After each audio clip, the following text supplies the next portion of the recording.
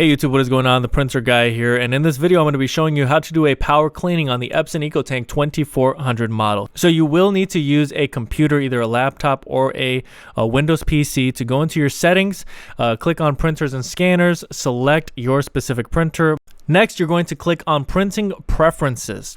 Once you click on that, this is what should show up. These are all the options you should have, and you're going to select maintenance. It's the third tab to the right, and then you're going to be able to select power cleaning. Once you click on power cleaning, it's going to take you through some prompts. You need to read through some of these things because you need to make sure of what it is that you're doing when you're doing a power cleaning. You want to have 12-hour intervals and things like that. Once you click start, that should initiate the process of the power cleaning. Once the power cleaning starts, you can just allow it to happen, and you will get to the point where it will ask you if you want to do a nozzle check and then a nozzle cleaning after that, which is different than a power cleaning.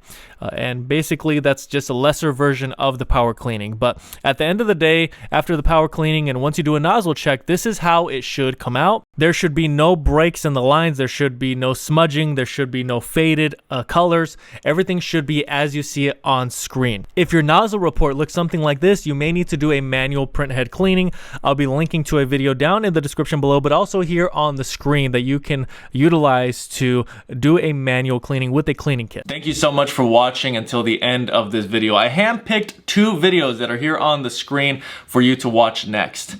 Also consider subscribing to this channel. There's so much helpful content for you if you're a printer owner, and it's just good to have a resource like this for you in the future, whether you're dealing with a printer that's not printing well or you need more printer recommendations. So I look forward to seeing you again in another video.